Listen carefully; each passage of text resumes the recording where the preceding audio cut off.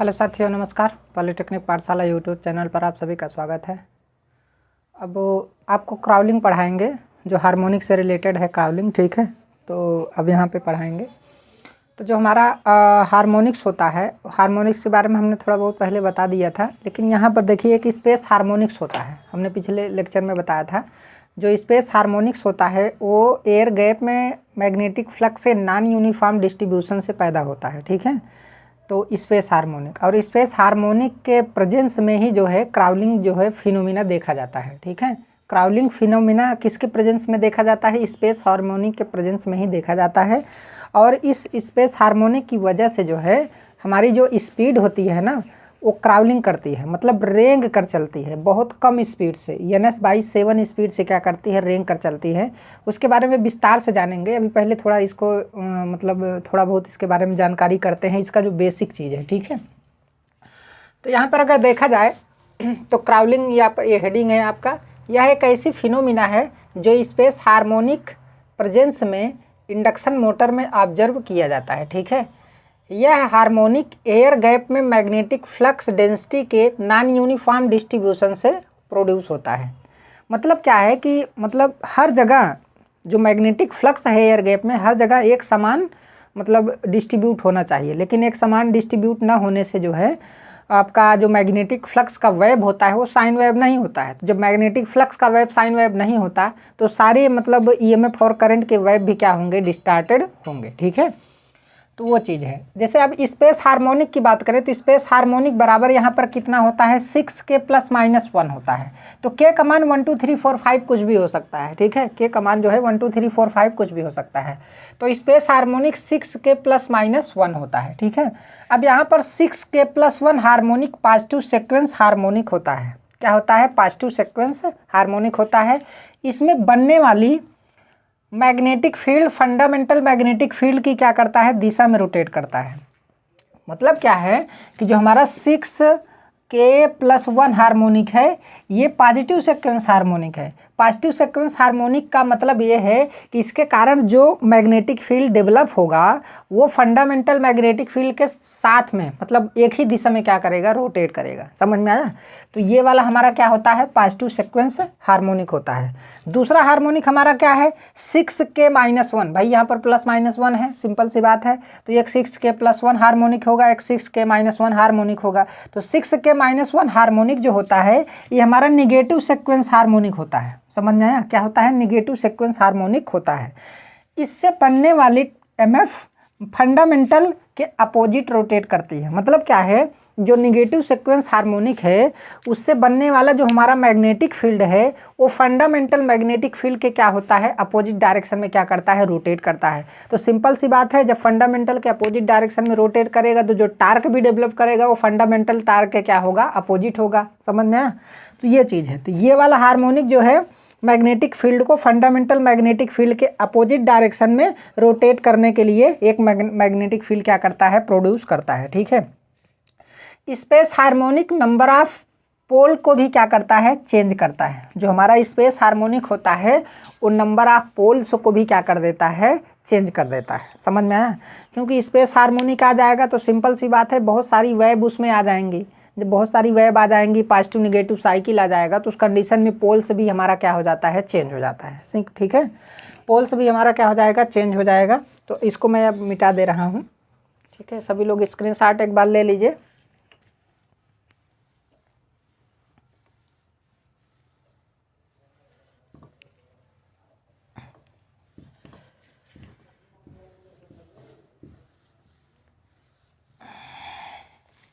अब ध्यान से देखिए, आपको पता है कि जो हमारी स्पीड होती है, सिंक्रोनस स्पीड होती है, वो कितना होता है? 120 × F/ क्या होता है? P होता है। समझ में आया? लेकिन अब क्या है, अब यहाँ पर n बराबर हमारा कितना होता है? n बराबर आपका होता है 6K + -1 होता है। समझ में आया? n बराबर क्या होता है? 6K + -1 होता है। तो n की वजह से, इस हार्मोनिक की वजह से पोल भी क्या होते हैं? चेंज होते हैं। समझ में आया? तो अब जो है हमारा जो स्पीड ऑफ RMF होगा, स्पीड ऑफ RMF, ये भी RMF की स्पीड है, RMF की स्पीड मतलब सिंक्रोनस स्पीड आपका कितना होता है? NS बराबर इतना होता है, ठीक है। अब स्पीड ऑफ आरएमएफ हार्मोनिक के प्रेजेंस में कितना हो जाएगा, तो ये हो जाता है 120 into F by N into क्या हो जाता है, पी हो जाता है। समझ में आया। अब इसी को आप लिख सकते हैं कि speed of RMF, speed of RMF. समझ में आया। तो यहाँ पर देखिए इसको आप कितना लिख सकते हैं, तो एन एस बाई आप क्या लिख सकते हैं, एन लिख सकते हैं। यहाँ पे क्या लिख सकते हैं, एन लिख सकते हैं। ठीक है। अब एन का मतलब क्या है, सिंपल सी बात है, एन का मतलब एन एस बाई क्या है, 6k प्लस माइनस 1 है। समझ में आया। एन एस का मतलब क्या है, 6k प्लस माइनस क्या होगा, 1 होगा। वही चीज़ यहाँ पे क्या किया गया है, दिखाया गया है। तो अब यहाँ पे क्या है, स्पीड ऑफ आरएमएफ जो है 120 इंटू एफ बाई क्या है, एन इंटू पी है। तो एन एस बाई क्या हो जाएगा, एन हो जाएगा। 6k प्लस 1 के लिए आरएमएफ की स्पीड कितनी होगी, 6k प्लस 1 के लिए आरएमएफ की speed N S by 6k plus 1 होगा, तथा 6k माइनस 1 के लिए जो आरएमएफ की स्पीड होगी N S by 6k minus 1 होता है। देखिए कुछ लोग कहते हैं कि आप लिख कर क्यों पढ़ाते हैं, लिख के पढ़ाने का केवल मेन मकसद इतना है कि हमारा जो जीबी होता है ना वो बचता है। क्योंकि यहाँ पर मैं ऐसी जगह पे हूँ कि यहाँ पर जो है ब्रॉडबैंड वगैरह लगाने की सुविधा नहीं है कि हमें बहुत ज़्यादा नेट मिलता है। ठीक है। मैं रिचार्ज करवा के ही अपना जो है अपलोडिंग वगैरह का काम करता हूँ, तो इस वजह से बहुत ज़्यादा प्रॉब्लम्स क्रिएट होती हैं। इसी वजह से मैं लिख के पढ़ाता हूँ, नहीं तो मैं लिख के ना पढ़ाता। ठीक है। हमारे पास अगर जीबी होता तो उस कंडीशन में मैं लिखने की कोशिश ना करता, मैं सीधा पढ़ाता चला जाता, जो मेन पॉइंट है बस केवल उसको लिख देता। हो सकता है भविष्य में आने वाले समय में ऐसा ही चलेगा, जहाँ n बराबर 6k प्लस 1 होता है। लेकिन एक काम आप लोग कीजिए कि वीडियो को ज़्यादा से ज़्यादा शेयर कीजिए। बहुत कम व्यूज आ रहे हैं, इसका मतलब है कि आप लोग शेयर नहीं करते। तो शेयर नहीं करेंगे तो अच्छा नहीं लगता है ना पढ़ाने में। फालतू का बस 2-4 लोग देखें तो उससे पढ़ाने का कोई मतलब नहीं निकलता है। इंडक्शन मोटर में स्टेटर से कनेक्टेड सप्लाई फ्रीक्वेंसी फिक्स्ड होती है। इंडक्शन मोटर में क्या होता है, जो हम स्टेटर होता है हमारा, जैसे हमारा कोई क्या है स्टेटर है, तो इसमें जो सप्लाई हम कनेक्ट करते हैं उसकी फ्रीक्वेंसी क्या होती है, फिक्स होती है। उसकी फ्रीक्वेंसी जो है चेंज नहीं होती है। ठीक है। इंडक्शन मोटर में स्टेटर से कनेक्टेड सप्लाई फ्रीक्वेंसी फिक्स्ड होती है, लेकिन स्पेस हार्मोनिक की वजह से नंबर ऑफ पोल चेंज हो जाते हैं, जिसकी वजह से आरएमएफ की स्पीड क्या हो जाती है, चेंज हो जाती है। समझ में है। जिसकी वजह से आरएमएफ की स्पीड क्या हो जाती है, चेंज हो जाती है। तो फ्रीक्वेंसी तो हमारा स्टेटर की सप्लाई की फ्रीक्वेंसी फिक्स्ड होती है, लेकिन स्पेस हार्मोनिक के आ जाने से भाई फ्रीक्वेंसी चेंज हो जाती है। अंदर फ्रीक्वेंसी चेंज होने की वजह से जो है उसके पोल्स चेंज हो जाते हैं। पोल्स चेंज होने की वजह से जो आरएमएफ की स्पीड है वो क्या हो जाती है, चेंज हो जाती है। ठीक है। अब यहाँ पर अगला पॉइंट है 6k माइनस 1 हार्मोनिक एक निगेटिव सीक्वेंस हार्मोनिक होता है, जिसका magnetic field fundamental magnetic field के अपोजिट डायरेक्शन में क्या करता है, मूव करता है। ठीक है। इसके द्वारा डेवलप टार्क भी फंडामेंटल टार्क क्या होता है, अपोजिट होता है। सिंपल सी बात है, अगर rotating magnetic field opposite direction में है फंडामेंटल के, तो इसके द्वारा डेवलप टार्क भी क्या होगा, फंडामेंटल टार्क के क्या होगा, अपोजिट डायरेक्शन में होगा। समझ में आया। अब यहाँ पे हम देखेंगे क्राउलिंग को अच्छे तरीके से यहाँ पे समझेंगे जो है। ठीक है। थोड़ा कर्व आपको जटिल लग रहा होगा, लेकिन यहाँ पे क्या है, सब सिंपल ही है, आपको समझने की देरी है बस। देखिए एक चीज़ क्या है, यहाँ पर 3 फेज इंडक्शन मोटर में जो है, 3 फेज इंडक्शन मोटर में हमारा डेल्टा वाइंडिंग होता है। उसके स्टेटर में ज़्यादातर क्या होता है, डेल्टा वाइंडिंग होता है। तो डेल्टा वाइंडिंग में जो है थर्ड हार्मोनिक क्या हो जाता है, कैंसिल हो जाता है। थर्ड हार्मोनिक हमारा क्या हो जाता है, कैंसिल हो जाता है। थर्ड हार्मोनिक का मतलब जैसे आपका क्या कहते हैं E3 मैक्स, उसके बाद यहाँ पे साइन 3 थीटा आता है, ये हमारा क्या है, थर्ड हार्मोनिक है। समझ में आया। अब इसके मल्टीपल में जितने भी हार्मोनिक आएंगे 3 के मल्टीपल में वो सब कैंसिल हो जाएंगे। अब जैसे मान लीजिए थर्ड हार्मोनिक का मतलब 3 इंटू एफ है, उसकी फ्रीक्वेंसी क्या होगी, 3 इंटू एफ होगी। तो इसके मल्टीपल में जैसे इसमें 2 का गुणा करें तो 3 गुणे 2 बराबर कितना आएगा, 6 इंटू एफ। तो 3f गायब होगा तो 6f भी क्या हो जाएगा, कैंसिल हो जाएगा। समझ में आया। अब 3 के मल्टीपल में अगर 3 का गुणा करें तो 3f इंटू क्या हो जाएगा, 9 हो जाएगा। ओ क्या कहते हैं 3 का हो जाएगा, तो यहाँ पे 9 वाला भी क्या हो जाएगा, 9f वाला भी क्या हो जाएगा, कैंसिल हो जाएगा। समझ में आया। तो 3 के मल्टीपल में जो भी आएंगे, अब यहाँ 6 वाला इवन हार्मोनिक भी खत्म हो जा रहा है और ये हमारा ऑड हार्मोनिक भी क्या हो जा रहा है। मतलब 3 के मल्टीपल में जितने भी हार्मोनिक आएंगे वो सब क्या हो जाएंगे, खत्म हो जाएंगे। अब कौन कौन से बचेंगे, जैसे आपका 5th हार्मोनिक हो गया, 7th हार्मोनिक हो गया, फिर 11th हार्मोनिक हो गया। तो ये सब हार्मोनिक क्या होंगे, ऑड हार्मोनिक में बचेंगे। इवन हार्मोनिक नहीं आएगा क्योंकि संरचना लगभग क्या होती है, सिमेट्रिकल होती है। ठीक है, तो यहाँ पर हम केवल ऑड हार्मोनिक की बात करते हैं।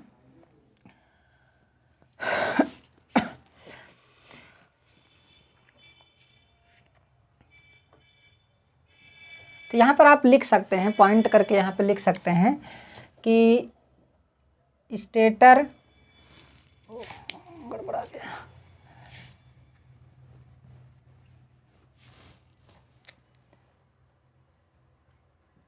स्टेटर में डेल्टा वाइंडिंग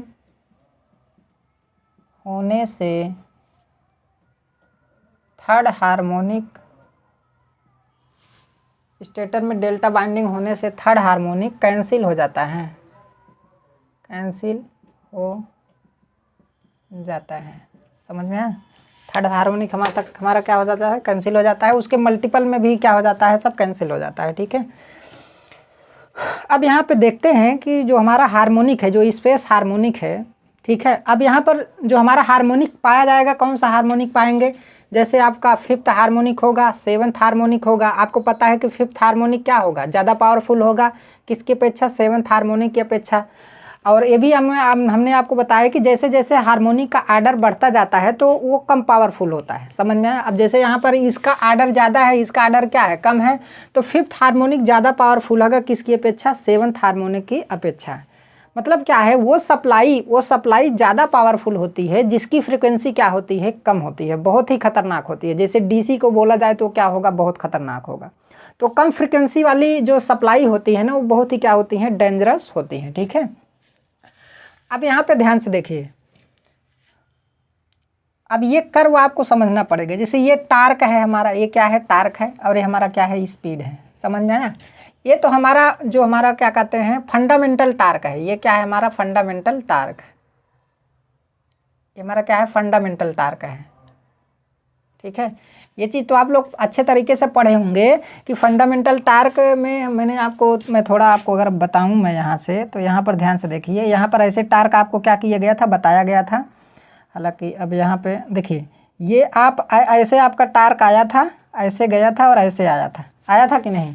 अब इधर से ये जा करके यहाँ पर एक लाइन खींची गई थी, ये जा करके इधर से ऐसे ऐसे एक टार्क यहाँ से आया था। तो ये चीज़ तो आप पहले पढ़ ही चुके हैं। समझ में आया?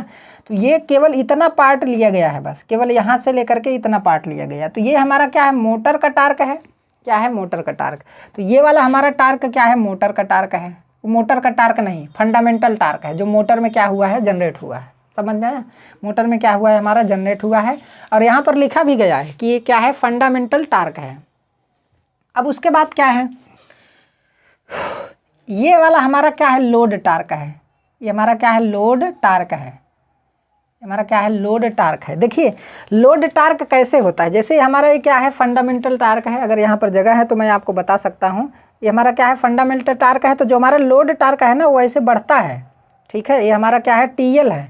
लेकिन यहाँ पर हमने क्या किया है, लोड टार्क को हमने कांस्टेंट मान लिया है। मतलब लोड को हमने क्या मान लिया है, कांस्टेंट मान लिया है। ठीक है, तो लोड को जब कांस्टेंट मानेंगे तो लोड टार्क भी हमारा क्या रहेगा, कांस्टेंट रहेगा। तो यहाँ पर लोड टार्क को हमने क्या मान लिया है, कांस्टेंट। इस वजह से इसे हम एक स्ट्रेट लाइन ऐसे सीधा खींच दिए हैं। समझ में आया? तो यहाँ पर कांस्टेंट माना गया। तो कांस्टेंट मानने से कोई दिक्कत नहीं, हमें समझने में भी कोई दिक्कत नहीं होगी। ठीक है, लेकिन वो इंक्रीजिंग आर्डर में होता है। तो अब जैसे मान लीजिए 3 क्वांटिटी है, तो उसमें क्या होगा, उनका आपस में रिलेशन है। तो किसी एक को कांस्टेंट मान के किन्हीं 2 के बीच रिलेशन हम क्या कर सकते हैं, निकाल सकते हैं। तो वही बात यहाँ पे भी है। तो लोड टार्क को हमने क्या माना है, कांस्टेंट माना है। अब उसके बाद क्या है, ये वाला क्या है हमारा, सेवन्थ हार्मोनिक की वजह से ये हमारा क्या है, टार्क है। सेवन्थ हार्मोनिक की वजह से ये टार्क का क्या है, कर्व है। समझ में आया? सेवन्थ हार्मोनिक की वजह से।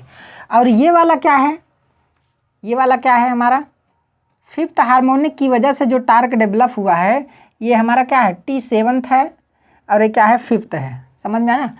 तो ये फिफ्थ हार्मोनिक की वजह से जो टार्क डेवलप हुआ है, ये चीज़ आपको दर्शाया गया। ये निगेटिव में क्यों दर्शाया गया, क्योंकि आपको पता है कि सिंपल सी बात है, ये फिफ्थ हार्मोनिक कब आएगा। आपको पता है कि 6k+1 होता है और 6k-1 होता है। तो k बराबर अगर हम क्या रखें, 1 रखें, तो जब यहाँ पे 1 रखेंगे तो कितना आएगा, 6 प्लस आपका 1 हो जाएगा, तो ये 7th हार्मोनिक हो गया। और यहाँ पर अगर k बराबर 1 रख दें तो कितना हो जाएगा, 6 - 1 बराबर कितना हो जाएगा, 5th हार्मोनिक हो गया। तो देखिए यहाँ पर माइनस आ रहा है ना, तो ये इसीलिए इसका निगेटिव कर्व क्या किया गया है, दिखाया गया है। ठीक है, पीछे की साइड में इसलिए क्या किया गया है, निगेटिव कर्व दिखाया गया है। तो इसे हम क्या कर देते हैं, कैंसिल कर देते हैं, मिटा देते हैं। आपको इतना तो समझ में आ गया होगा। अब ये जो टार्क का कर्व है 5th हार्मोनिक की वजह से ये वाला क्या है, निगेटिव साइड से स्टार्ट हुआ है। ठीक है, इसलिए यहाँ पर -ns क्या होता है, 5 होता है। ये कहाँ से आया, मैंने आपको बता दिया। ये 7th हार्मोनिक की वजह से हमारा क्या डेवलप हुआ है, टार्क डेवलप हुआ है। समझ में आया। अब उसके बाद क्या है, ये हमारा क्या है, ये हमारा क्या है, अब ये वाला जो हमारा है, ठीक है, ये जो हमारा है ये हमारा फंडामेंटल टार्क है। तो अब क्या हुआ है कि जितना भी मतलब आया है टार्क, उन सब का अगर रिजल्टेंट निकाला जाए तो उसका कर्व कुछ इस प्रकार बनेगा, जैसा कि आपको दिखाया गया है। ये वाला कर्व देख रहे हैं कि नहीं, ऐसे देखिए यहाँ पे क्या हो रहा है, बढ़ रहा है, तो यहाँ पे भी क्या हो रहा है, बढ़ रहा है। यहाँ पे क्या हो रहा है, घट रहा है, तो यहाँ पे भी क्या हो रहा है, घट रहा है। समझ में आया।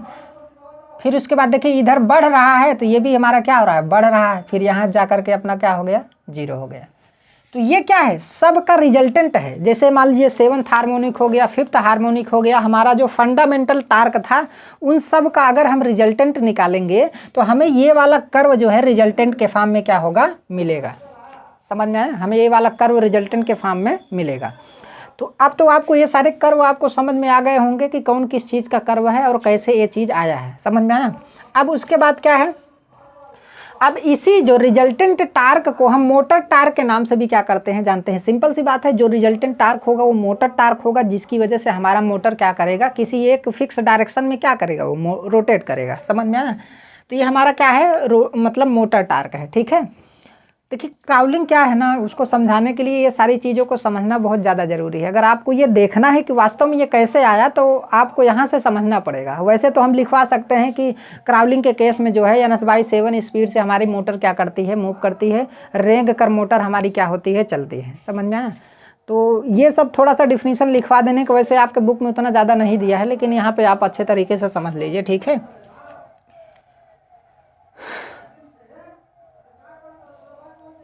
अब यहाँ पे क्या है, ध्यान से देखिए। यहाँ पर हमें देखना है स्टेबल ऑपरेटिंग पॉइंट कौन सा है। स्टेबल, देखिए स्टेबल ऑपरेटिंग पॉइंट का एक खासियत होता है। जैसे ये हमारा स्पीड टार्क कर्व है, ये क्या है, स्पीड टार्क कर्व है। ये चीज़ आपको पहले ही हमने क्या कर दिया है, पढ़ा दिया है। तो यहाँ पर जो हमारा स्पीड टार्क कर्व है, इसमें हम स्टेबल ऑपरेटिंग पॉइंट को देखेंगे कि सबसे पहला स्टेबल ऑपरेटिंग पॉइंट कौन मतलब है, और उसके बाद दूसरा ऑपरेटिंग पॉइंट कौन है। समझ में आया। और कौन सा अनस्टेबल पॉइंट है, कौन सा अनस्टेबल पॉइंट है और कौन सा क्या है, स्टेबल पॉइंट है। पहले स्टेबल और अनस्टेबल पॉइंट को हम क्या करते हैं, समझते हैं। अब ध्यान से देखिए, एक होता है लोड टार्क, यहाँ पर देख रहे हैं ना, एक होता है क्या आपका लोड टार्क। यहाँ पर दिखाया जाए तो एक हमारा क्या होता है, लोड टार्क। अगर इसी का हार्मोनिक के सापेक्ष डिफरेंशिएशन कर दिया जाएगा तो कैसे लिखेंगे इसे, dn, ऐसे लिखेंगे कि नहीं। हार्मोनिक n हमारा nth हार्मोनिक्स है, तो nth हार्मोनिक का डिफरेंशिएशन जो है, TL का डिफरेंशिएशन nth हार्मोनिक के सापेक्ष हम करेंगे। तो इसे हम इस प्रकार से क्या कर सकते हैं, लिख सकते हैं। देखिए इसका फार्मूला भी आता है। ठीक है, जब करेक्टरिस्टिक आपको पढ़ाया जाता है तो वहाँ पर स्टेबल और अनस्टेबल पॉइंट आपको क्या किया जाता है, बताया जाता है। ठीक है, अभी वो टॉपिक थोड़ा सा छूटा हुआ है, उसके बारे में हम क्या करेंगे, बताएंगे। लेकिन अभी यहाँ पर फार्मूले के फॉर्म में हम आपको नहीं समझा रहे हैं। जैसे मैं आपको ये बता रहा हूँ, जैसे हमारा ये TL है, अगर इसका डिफरेंशिएशन आप हार्मोनिक के सापेक्ष करेंगे nth हार्मोनिक से, तो dTL बाई क्या होगा, dn होगा। समझ में आया। और एक हमारा क्या होता है, मोटर टार्क होता है। तो मोटर टार्क हमारा क्या होता है, TM होता है। अब TM का मतलब क्या करेंगे, डिफरेंशिएशन करेंगे किसके सापेक्ष, n के सापेक्ष। तो यहाँ पर क्या लिखेंगे, dTM/dn लिखेंगे कि नहीं। तो अब यहाँ पर ये बताया जा रहा है, कुछ कंडीशन होती हैं कि स्टेबल ऑपरेटिंग पॉइंट के लिए हमारी क्या कंडीशन हो सकती हैं। मैं उसी चीज़ को क्या करूँगा, देखूँगा। समझ में आया, उसी चीज़ को क्या करूँगा, देखूँगा। पहले उस पॉइंट को, उस कंडीशन को समझिए, तब आपको समझ में आएगा। नहीं तो उसी में कर्व में क्या है ना, झूमते रह जाएंगे, आपको समझ में बिल्कुल नहीं आएगा। ठीक है, यहाँ पर एक कंडीशन होती है कि dTL/dn ग्रेटर देन क्या होना चाहिए, आपका dTM/ आपका dn होना चाहिए। क्या होना चाहिए, n होना चाहिए। अगर स्टेबल ऑपरेशन के लिए, मोटर के स्टेबल ऑपरेशन के लिए हमारा क्या होना चाहिए, स्टेबल ऑपरेशन के लिए हमारा जो हमारा लोड टार्क है वो बताया जा रहा है यहाँ पे क्या होना चाहिए, ज़्यादा होना चाहिए। किससे, हमारा मोटर टार्क से। मोटर टार्क से अगर लोड टार्क क्या होगा, ज़्यादा होगा, तो वो बता रहा है कि ये हमारा क्या है, स्टेबल पॉइंट है। अब इस कंडीशन में देखते हैं क्या होता है, समझ में आया।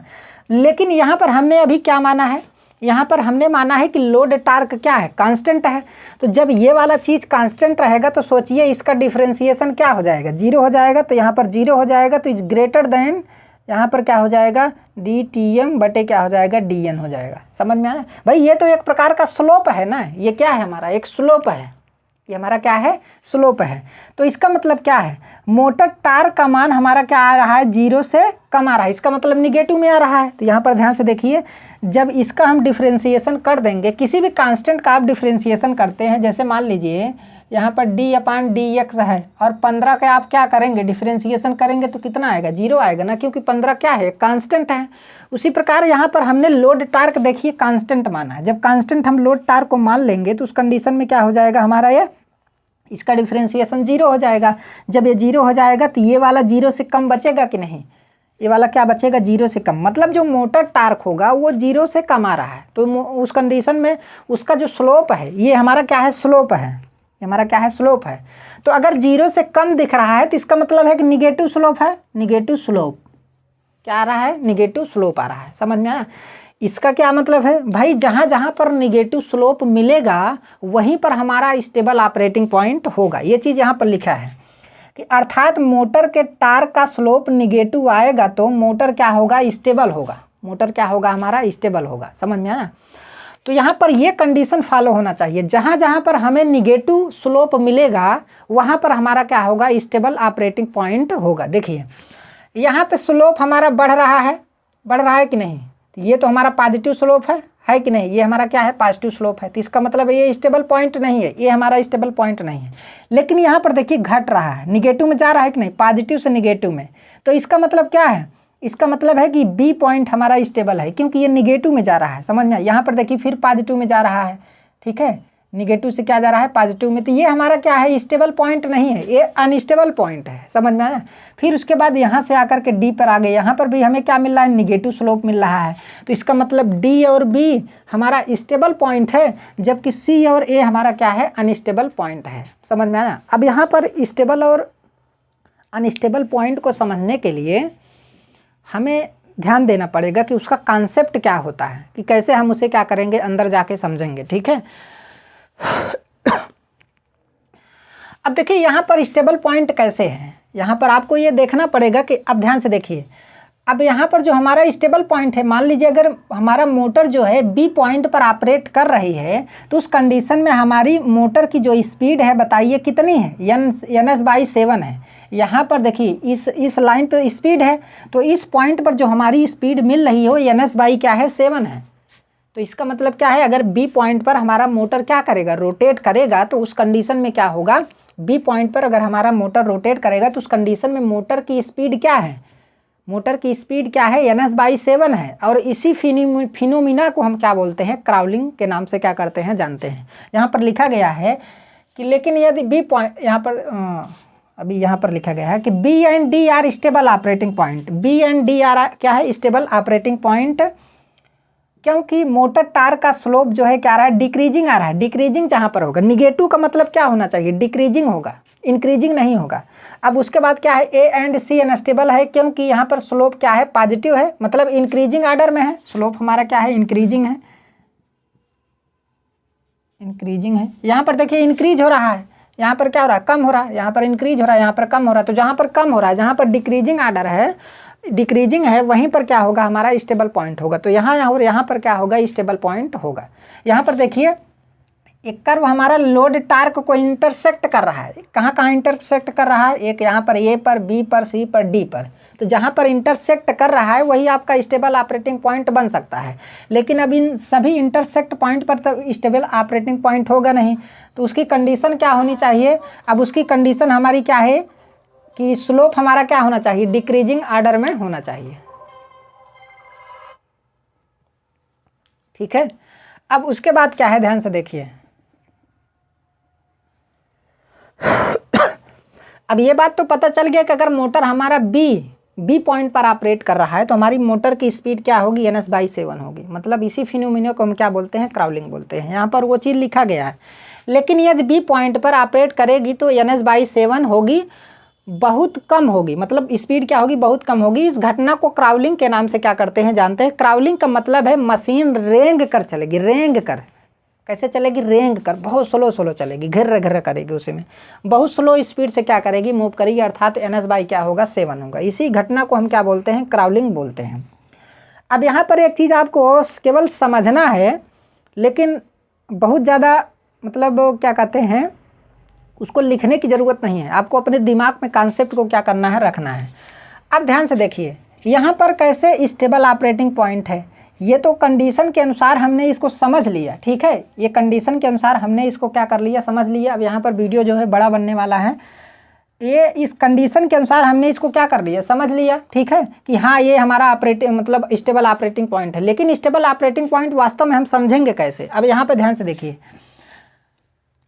यहाँ पर क्या है,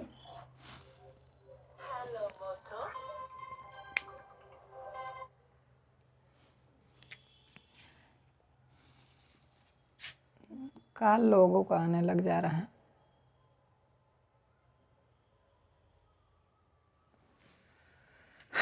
तो यहाँ पर क्या है, हमारा स्टेबल पॉइंट है। अब ध्यान से देखिए कैसे हम समझेंगे। देखिए जैसे नीचे आप जा रहे हैं तो टार्क हमारा घट रहा है। कौन सा टार्क घट रहा है, मोटर टार्क हमारा क्या होगा, घटेगा। अब सिंपल सी बात है, जब हमारा मोटर टार्क घटेगा तो भाई स्पीड हमारी क्या होनी चाहिए, कम होनी चाहिए। स्पीड हमारी क्या होनी चाहिए, कम होनी चाहिए। या फिर आप ये सोचिए, अब ध्यान से देखिए, यहाँ पर जैसे स्लोप हमारा नीचे आ रहा है तो सोचिए नीचे आने की कंडीशन में, इसको हम इस साइड लिख दे रहे हैं NS/7। जैसे देखिए नीचे, जैसे हमने यहाँ पर पहुँच गया, टार्क हमारा क्या हो रहा है, मोटर टार्क हमारा कम हो रहा है, ठीक है। तो इस कंडीशन में स्पीड देखेंगे तो स्पीड बढ़ गई कि नहीं, स्पीड क्या हो रही, बढ़ रही है। देखिए इस लाइन पे क्या है, हमारी स्पीड है, समझ में आया। तो स्पीड हमारी क्या हो रही है, बढ़ रही है। अब ध्यान से देखिए, टार्क हमारा कम हो रहा है जबकि स्पीड हमारी क्या हो रही है, बढ़ रही है। देखिए मोटर टार्क के बढ़ने से स्पीड, देखिए मोटर टार्क के घटने से स्पीड घटनी चाहिए जबकि क्या हो रही है, बढ़ रही है। लेकिन देखिए कैसे बैलेंस होता है, समझ में आया। अब एक चीज़ ध्यान से देखिए, जो मोटर टार्क होता है ना, मोटर टार्क के बढ़ने से, जब मोटर टार्क हमारा बढ़ेगा तो उस कंडीशन में स्पीड बढ़ेगी, इतना समझ लीजिए। क्योंकि मोटर का टार्क है ना, मोटर का टार्क जो डेवलप होता है ना, वो मोटर को घुमाने के लिए डेवलप होता है। तो जब मोटर टार्क बढ़ेगा तो स्पीड बढ़ेगी, मोटर टार्क घटेगा तो स्पीड हमारी क्या होगी, घटेगी, समझ में आया। लेकिन जो लोड टार्क होता है, जब लोड टार्क दिया जाता है तो मोटर की स्पीड क्या होने लगती है, घटने लगती है। ये चीज़ जान लीजिए। जब उस पर लोड दिया जाएगा तो लोड टार्क डेवलप होगा, उसकी वजह से मोटर की स्पीड हमारी क्या होने लगती है, कम होने की संभावना होती है, ठीक है। अब यहां पर ध्यान से देखिए, मोटर टार्क हमारा क्या हो रहा है, कम हो रहा है। जब मोटर टार्क हमारा कम हो रहा है तो सिंपल सी बात है। अब ध्यान से देखिए, मान लीजिए हम मोटर टार्क यहाँ पर देख रहे हैं, यहाँ पर देखिए स्पीड बढ़ गई कि नहीं। यहाँ पर देखिए पहले स्पीड यहाँ पर थी, बी पर थे तो यहाँ पर थी स्पीड। अब यहाँ पर आ गए तो यहाँ पर स्पीड हमारी क्या हो गई, बढ़ गई। जब यहाँ पर स्पीड बढ़ गई, इसका मतलब क्या है, स्पीड हमारी क्या हो रही है, जैसे कैरेक्टरिस्टिक में जैसे जैसे आगे बढ़ रहे हैं स्पीड बढ़ रही है, स्पीड हमारी क्या हो रही है, बढ़ रही है। तो बताइए स्टेबल तो तब होगा अगर मोटर देखिए जब स्पीड बढ़ रही तो स्पीड हमारी क्या हो जाए, घट जाए। सिंपल सी बात है। आगे चलने पर स्पीड बढ़ रही है तो आगे चलने पर अगर स्पीड बढ़ रही तो मोटर टार्क कम हो रहा है। और सिंपल सी बात है, जब मोटर टार्क हमारा कम हो रहा है तो स्पीड भी हमारी क्या हो जाएगी, कम हो जाएगी। यही तो स्टेबल पॉइंट है। यही स्टेबल पॉइंट है कि अगर देखिए स्टेबल पॉइंट का मेन मकसद यही है कि मोटर टार्क अगर मान लीजिए कम हो रहा है, देखिए इससे क्या होगा, स्पीड अगर बढ़ रही ना तो तुरंत अपने वापस उसी स्थान पर आ जाए। जैसे यहाँ पर क्या है, यहाँ पर क्या है, ध्यान से देखिए, यहाँ पर टार्क हमारा क्या हो रहा है, कम हो रहा है। तो स्पीड हमारी कम होनी चाहिए जबकि स्पीड क्या हो रही है, बढ़ रही है। समझ में आया। इसका मतलब है कि स्पीड कम होनी चाहिए लेकिन स्पीड क्या हो रही है, बढ़ रही है। तो यहाँ पर बढ़ रही है तो मोटर टार्क कम होगा तो उतनी स्पीड क्या हो जाएगी, कम हो जाएगी। तो हमारा जो मोटर का ऑपरेटिंग पॉइंट है वो पुनः कहाँ पर पहुँच जाएगा, बी पॉइंट पर पहुँच जाएगा। समझ में आया। तो इसी को क्या बोला जाता है, स्टेबल ऑपरेटिंग पॉइंट बोला जाता है। कि मोटर की स्पीड अगर बढ़ रही है तो तुरंत घट कर वापस अपनी पुरानी अवस्था में वो आ जानी चाहिए। तो ये चीज़ हमें क्या करना है, समझना है यहाँ पे कि देखिए यहाँ पर मोटर टार्क हमारा घट रहा है, तो मोटर टार्क के घटने की वजह से मोटर की स्पीड हमारी क्या होनी चाहिए, घटनी चाहिए। तो यहाँ पर देखिए स्पीड क्या हो रही है, बढ़ रही है। इसका मतलब है कि स्पीड अगर कम हो रही है, इस पॉइंट पर स्पीड अगर कम होने की कोशिश कर रही है तो तुरंत स्पीड वापस अपने स्थान पे पहुँच जा रही है। तो इसका मतलब है यही हमारा क्या है, स्टेबल पॉइंट है। ऊपर देख लीजिए, देखिए ऊपर जाने पे क्या होता है, अगर टार्क हमारा बढ़ रहा है, मोटर टार्क बढ़ेगा तो स्पीड बढ़ेगी, समझ में आया। स्पीड अगर बढ़ेगी तो इस लाइन पे स्पीड क्या होनी चाहिए, कम होनी चाहिए। अब ऊपर भी देख लीजिए, तो ये जो डिक्रीजिंग आर्डर है, ये वाला जो स्लोप है, यही स्लोप हमारा क्या है, यहाँ पर जो इंटरसेक्ट कर रहा है, यही चीज़ हमारा क्या है, स्टेबल पॉइंट है। अगर इसके ऊपर भी जाएंगे तो देखिए कैसे हो रहा है। देखिए ऊपर क्या हो रहा है, टार्क हमारा बढ़ रहा है, टार्क हमारा बढ़ रहा है, तो टार्क के बढ़ने की, मोटर टार्क के बढ़ने की वजह से मोटर की स्पीड क्या होनी चाहिए, बढ़नी चाहिए। लेकिन यहाँ पर घट रहा है ना, यहाँ पर क्या हो रहा है, घट रहा है। देखिए जैसे ऊपर जा रहे हैं, यहाँ पर अगर लाइन खींचेंगे आप तो यहाँ पर देखेंगे पहले स्पीड इतना थी, पहले स्पीड हमारी इतना थी, अब यहाँ पे क्या हो गई, इतना हो गई, घट गई। तो यहाँ पर मोटर टार्क के बढ़ने से स्पीड बढ़ रही है, उसके बाद यहाँ पर देख रहे हैं तो घट रही है। इसका मतलब यही क्या है, ये जो हमारा स्लोप है, यही निगेटिव स्लोप ही हमारा क्या है, स्टेबल ऑपरेटिंग पॉइंट है। जहाँ पर इंटरसेक्ट करेगा वहीं पर जाकर के मोटर हमारी क्या होगी, स्टेबल होगी। समझ में आया। यहाँ पर स्टेबल ऑपरेटिंग पॉइंट नहीं होगा, क्यों नहीं होगा, अब यहाँ पर आगे इस चीज़ को हम आपको क्या करते हैं, समझाते हैं। देखिए यहाँ पर ध्यान से देखिए, यहाँ पर आगे चलिए। देखिए मोटर टार्क हमारा बढ़ रहा है ना, मोटर टार्क बढ़ रहा है, तो जब मोटर टार्क बढ़ रहा है तो मोटर टार्क बढ़ने से देखिए स्पीड भी हमारी क्या हो रही है, बढ़ रही है। देखिए जैसे जैसे आगे जाएंगे वैसे वैसे स्पीड भी हमारी क्या हो रही है, बढ़ रही है।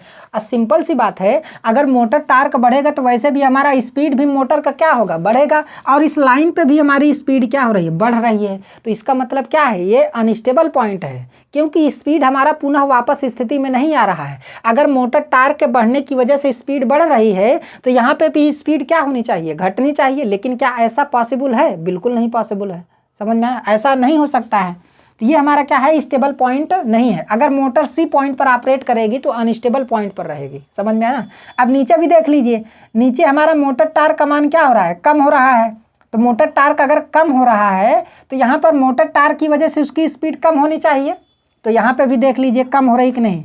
यहाँ पर इस पॉइंट से देख लीजिए, अगर इसके नीचे आ रहे हैं तो यहाँ पे भी स्पीड क्या हो रही है, कम हो रही है। मतलब इस पॉइंट पे अगर टार्क कम हो रहा है तो स्पीड कम हो रही है, और इस पॉइंट से नीचे चलेंगे तब भी टार्क अगर कम हो रहा है तो स्पीड हमारी क्या हो रही है, कम हो रही है। कारण क्या है, क्योंकि इंक्रीजिंग स्लोप है ना। लेकिन इस पॉइंट के ऊपर नीचे जाने पे क्या होता था कि अगर टार्क बढ़ रहा है तो स्पीड बढ़ रही, तो स्पीड क्या हो रही है, घट रही है। ऊपर जाने पे भी टार्क अगर बढ़ रहा है तो स्पीड कम हो रही, तो टार्क की वजह से स्पीड क्या हो जा रही है, बढ़ जा रही है। तो ये हमारा क्या है, स्टेबल पॉइंट है, जबकि हमारा क्या है, अनस्टेबल पॉइंट है। समझ में आया।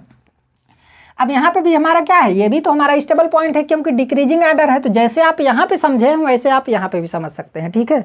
अब एक चीज़ ध्यान से देखिए, देखिए स्टेबल का मतलब है कि स्पीड अगर हल्का सा भी बढ़ रहा है ना तो तुरंत वापस अपनी पहले वाली स्पीड पर आ जाए, उसका वही मतलब है। अगर स्पीड घटेगा बढ़ेगा तो उस कंडीशन में टार्क भी हमारा क्या होगा, चेंज होगा, जिसको हम इस तरीके से क्या कर सकते हैं, समझ सकते हैं। लेकिन अगर बी पॉइंट पर अगर हमारा मोटर ऑपरेट कर रहा है तो उस समय उसकी स्पीड क्या होगी, NS/7 स्पीड होगी। यहाँ पर जो हमें स्पीड प्राप्त हो रही है वो NS/ क्या हो रही है, 7 स्पीड हमें क्या हो रही है, प्राप्त हो रही है। इसका आप लोग स्क्रीनशॉट ले लीजिए। ठीक है, हमने आपको समझा दिया कि कैसे आपको समझना है। अगर टार्क बढ़ने की वजह से स्पीड बढ़ रही है, ठीक है, टार्क बढ़ रहा है, स्पीड बढ़ रही है, तो स्पीड इस लाइन पे घटनी चाहिए, या फिर इस लाइन पे स्पीड बढ़ रही है तो टार्क घटेगा तो स्पीड हमारी क्या हो जाएगी, फिर बढ़ जाएगी। समझ में आया। जैसे मान लीजिए अगर इस लाइन पे स्पीड, हम स्टेबल ऑपरेटिंग पॉइंट ऐसा होना चाहिए, देखिए स्टेबल ऑपरेटिंग पॉइंट ऐसा होना चाहिए कि अगर स्पीड बढ़ रही है, समझ में आया, देखिए स्पीड अगर क्या हो रही है, बढ़ रही है, तो क्या काम होगा कि वहाँ पर मोटर टार्क कम हो जाएगा, और मोटर टार्क कम होने के बाद जो है उसकी स्पीड को भी क्या कर देगा, कम कर देगा। तो जो हमारी पहले वाली स्पीड थी वो हमारी स्पीड क्या रहेगी, मेंटेन रहेगी। एक बार फिर सुन लीजिए, जैसे मान लीजिए मोटर की स्पीड हमारी क्या हो रही है, बढ़ रही है। तो जब मोटर की स्पीड बढ़ेगी ना तो उस समय ये मतलब होगा कि मोटर टार्क हमारा क्या हो जाए, कम हो जाए। मोटर टार्क हमारा कम हो जाए। अब मोटर टार्क जब कम होगा तो हमारी स्पीड फिर क्या हो जाएगी, कम हो जाएगी। तो ये हमारा क्या है, स्टेबल पॉइंट है। तो ये वाला कैरेक्टरिस्टिक जो है आपको जिस पॉइंट पर मिल रहा है वही आपका क्या है, स्टेबल ऑपरेटिंग पॉइंट है, और जिस पॉइंट पर नहीं मिल रहा है वो क्या है, अनस्टेबल ऑपरेटिंग पॉइंट है। समझ में आया। तो ये चीज़ आपको समझना बहुत ही ज़्यादा क्या है, ज़रूरी है। अब यहाँ पर मैं आपको अगर इसको मिटा दे रहा हूँ, ठीक है, ये सारी चीज़ें आप समझ गए होंगे। कुछ पॉइंट आपको क्या करना है, बताना है।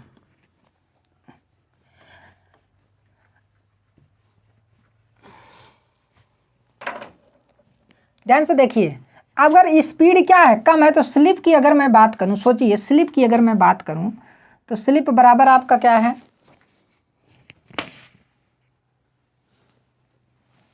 अगर मैं स्लिप की बात करूं तो स्लिप बराबर होता है NS माइनस क्या होगा, N बाई क्या होगा, NS होगा। तो आपको पता है कि NS, देखिए NS माइनस क्या होगा, स्पीड कितनी हो गई क्राउलिंग के केस में, NS बाई 7 हो गई, बटे क्या हो गई, NS हो गई। तो NS NS से क्या हो जाएगा, कैंसिल हो जाएगा।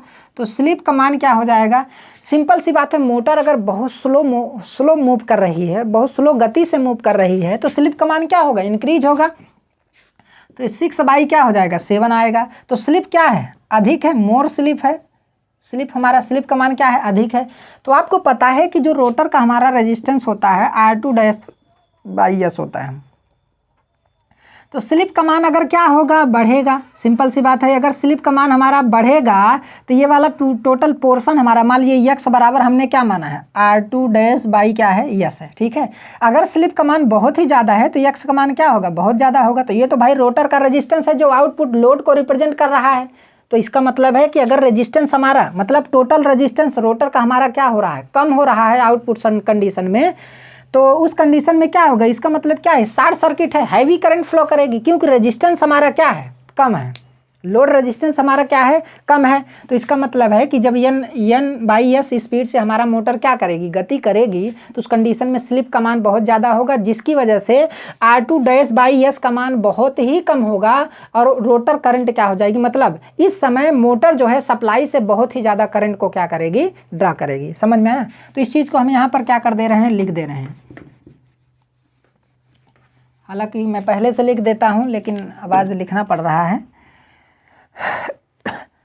देखिए, मोटर क्राउलिंग के केस में मोटर की स्पीड NS/7 होती है। समझ में आया। अर्थात स्लिप का मान हाई होता है, क्योंकि बहुत कम स्पीड से घूम रही है। तो इसलिए यहाँ पर लिखेंगे आप, इसलिए R2-S बराबर क्या होता है, R2-S का मान क्या होता है, वेरी लेस होता है, वेरी लेस होता है। समझ में आ रही है। इसके बारे में तो हमने आपको पहले ही बता दिया कि भाई ये वाला जो कंपोनेंट है ये लोड को शो करता है, लोड रेजिस्टेंस को शो करता है। तो स्लिप का मान बहुत ज़्यादा होने से क्या हो गया, वेरी लेस हो गया। तो इसका मतलब है इस समय मोटर सप्लाई से बहुत ज़्यादा करंट ड्रा करेगी, सप्लाई से बहुत ज़्यादा करंट ड्रा करेगी और मोटर ख़राब हो जाएगी। मोटर क्या हो जाएगी, ख़राब हो जाएगी। समझ में आया। मोटर हमारी क्या हो जाएगी, ख़राब हो जाएगी।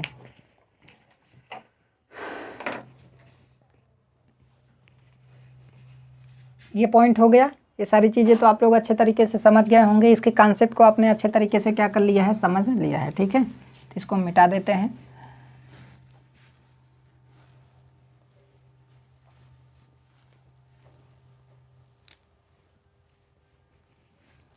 अब ध्यान से देखिए, एक चीज़ और मैं आपको बता दूं, क्राउलिंग का केस जानते हैं केवल किस में आता है, SCIM। देखिए क्राउलिंग का केस जो है, यहाँ पर लिख दे रहे हैं, क्राउलिंग का केस किस में आता है,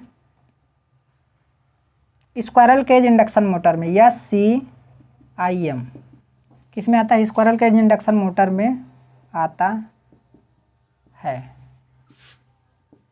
क्योंकि इसका स्टार्टिंग टार्क कम होता है, क्योंकि इसका स्टार्टिंग टार्क कम होता है।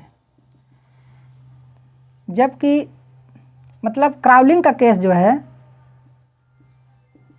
क्राउलिंग का case slip ring, SCI slip ring, यहाँ पर SRIM slip ring induction motor में बहुत कम होता है, बहुत कम या ना के बराबर हो, बहुत कम होता है, होगा ही नहीं।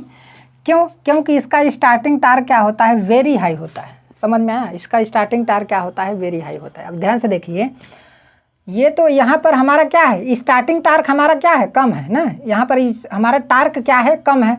लेकिन आप सोचिए कि कैसे भी अगर मोटर, देखिए जब स्टार्टिंग टार्क हमारा कम होगा ना तो मोटर जल्दी एक्सेलरेट नहीं हो पाएगी। जब जल्दी एक्सेलरेट नहीं हो पाएगी, जब जल्दी अपने स्पीड पर नहीं पहुंच पाएगी। लेकिन वहीं पर क्या है? ऐसा किस में होता है? SCIM में होता है, क्योंकि उसका स्टार्टिंग टार्क क्या होता है? लो होता है। लेकिन स्लिप रिंग इंडक्शन मोटर का जो स्टार्टिंग टार्क होता है वो वेरी हाई होता है। वेरी हाई होने की वजह से वो जल्दी क्या होता है? एक्सेलरेट हो जाता है। तो उस कंडीशन में स्लिप रिंग इंडक्शन मोटर में क्या होता है कि ये जो हमारा ऑपरेटिंग पॉइंट B है ना, ये जल्दी से मोटर रोटेट करके यहाँ पे पहुँच जाता है, क्योंकि उसका स्टार्टिंग टार्क बहुत ज़्यादा होने की वजह से उसकी स्पीड काफ़ी ज़्यादा बढ़ जाती है। तो ज़्यादा स्पीड पर हमें स्टेबल ऑपरेटिंग पॉइंट ये वाला मिल जाएगा। तो सोचिए, जब ये वाला स्टेबल ऑपरेटिंग पॉइंट हमारा D वाला मिल जाएगा, समझ में आया? तो उस कंडीशन में क्या होगा? यहाँ पर क्या है? क्या हमारा स्पीड कम है क्या? यहाँ पर तो NS/7 है, लेकिन अब इसके बाद क्या है? स्पीड बढ़ गई। तो इसका मतलब क्या है? SRIM D पॉइंट पर ऑपरेट करता है, D पॉइंट पर ऑपरेट करता है, D पॉइंट पर ऑपरेट करता है। समझ में आया? जबकि squirrel cage induction motor B point पर क्या करेगा? ऑपरेट करेगा। ऐसी कंडीशन आती है क्राउलिंग के केस में, हार्मोनिक के केस में। समझ में आया? तो ये चीज़ है। तो ये प्रॉब्लम होती है। जो क्राउलिंग का केस होता है SCIM में ज़्यादा आता है, और इसमें क्या आता है? बहुत कम आता है, क्योंकि इसका स्टार्टिंग टार्क वेरी क्या होता है? हाई होता है। समझ में आया? तो ये चीज़ आपको क्या करना है? ध्यान में रखना है।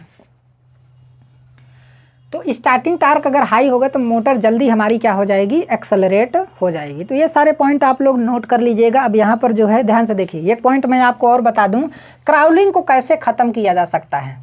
Eliminate crawling, eliminate crawling.